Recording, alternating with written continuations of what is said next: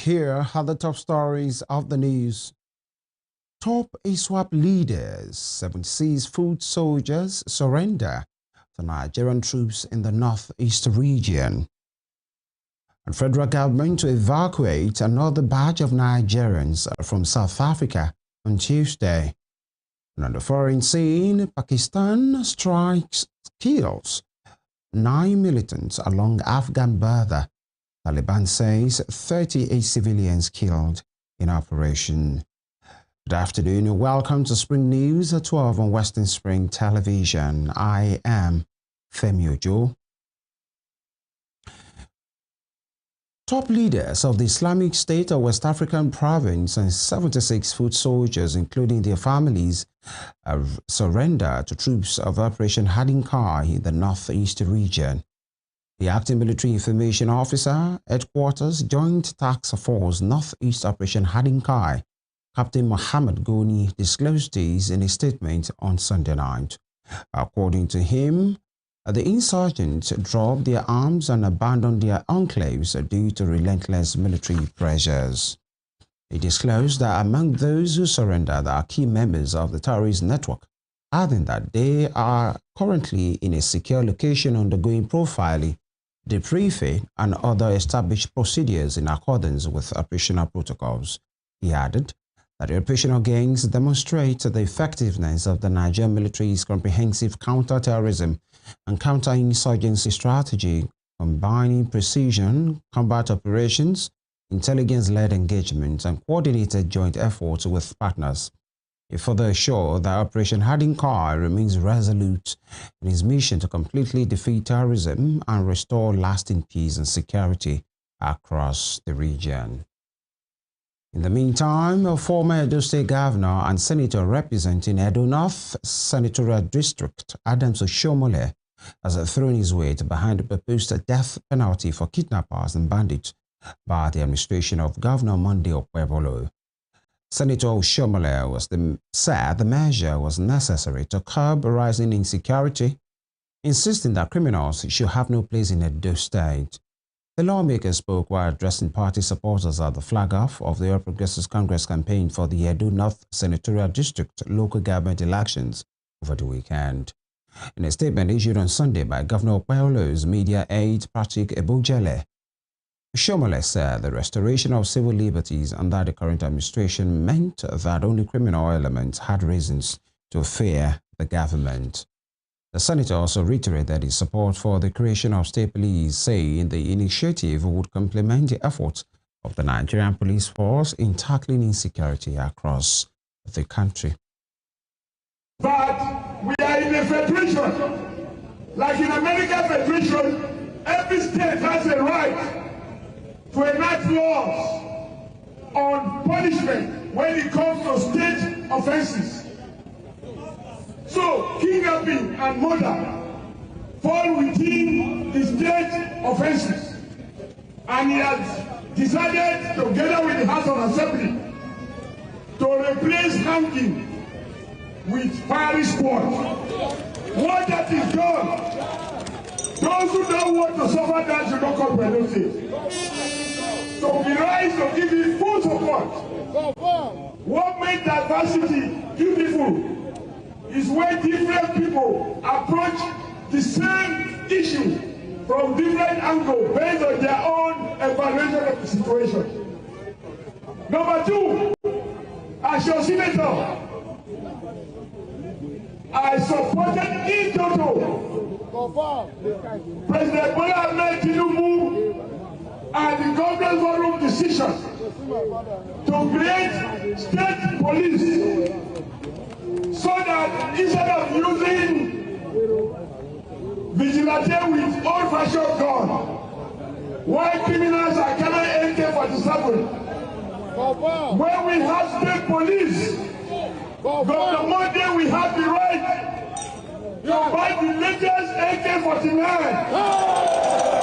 to deal with these criminals, whether they are in our bush, they are in our cities, they are in mechanic shop.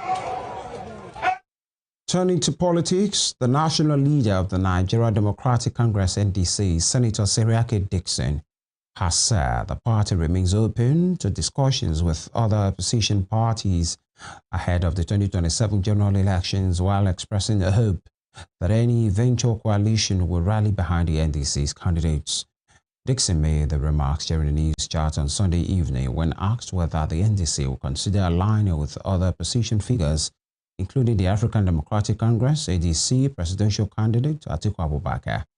Dixon, while expressing confidence that the All Progressives Congress will be defeated in the 2027 general election, called for the ruling party to allow a free and fair election where Nigerians are allowed to choose their leaders freely. The former Bayelsa State Governor also dismissed the lawsuit seeking the NDC's deregistration, describing it as frivolous and politically motivated. He further insisted that the legal action would not affect the party's participation, maintaining that all the party's nominations remain valid, and expressed confidence in both the Independent National Electoral Commission and the judiciary. Here, in Osun State, the governorship mandate of the Action Alliance AA, the August 15 governorship election, Larry Fanny lawyers outlined key areas that will receive attention under his administration if elected, including healthcare, agriculture and employment generation. Speaking in an interview with journalists, he maintained that with the right policies and leadership, Osun State will overcome its developmental challenges and achieve greater economic prosperity. On healthcare, he pledged to revitalize primary healthcare centers across the state to ensure accessible and affordable medical services for residents, and also promised improved better working conditions for healthcare workers. The governorship candidate further identified agriculture as a critical sector for economic growth, assuring that his government will support farmers through improved access to inputs, modern farming techniques, and policies aimed at boosting food production and creating wealth. State. I'll touch briefly on three of the core ones, which is one, healthcare, affordable healthcare for the citizens of Osun. In terms of obviously looking at revitalizing our primary health centers with state-of-the-art facilities, doctors, nurses, and professional healthcare workers availability. Obviously, if not subsidized, perhaps even free for the state.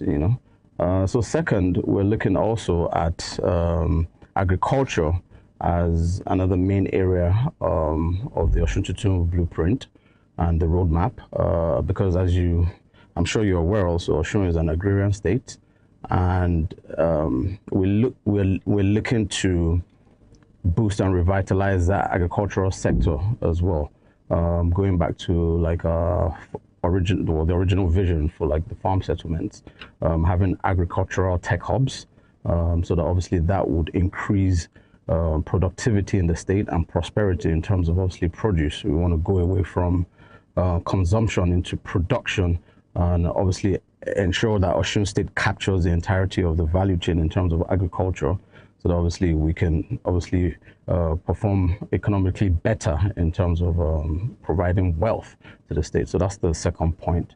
And the third of the core one would be obviously looking at things like the issue of unemployment in our state, particularly with the younger demographics, our youth.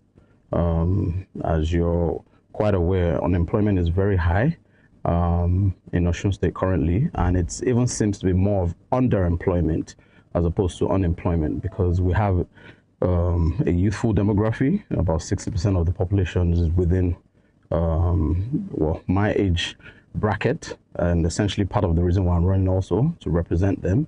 So we're looking to create initiatives and plans, innovation hubs, to be able to capture that talent properly, and obviously be able to build and sort of launch digital innovation skills for them, provide jobs, obviously looking at things like vocation.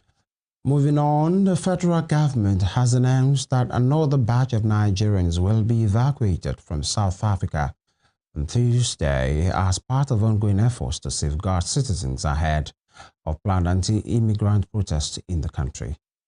According to the spokesperson for the Ministry of Foreign Affairs, Kimi Ebiemfa, an Air Peace aircraft departed Nigeria today and is expected to return to Lagos tomorrow morning with another group of Nigerians who opted for evacuation. The latest operation comes as anti-immigration groups prepare to stake demonstrations from June 30. The federal government has continued its evacuation program for Nigerians who have indicated a willingness to return home. Providing details of the latest flight, Ebiemfa said 271 Nigerians are expected to arrive on the flight scheduled to arrive at Murtala Mohammed International Airport, Lagos on Tuesday morning. President Bola Tinubu approved the voluntary evacuation program earlier this month to enable Nigerians willing to leave South Africa to return home safely.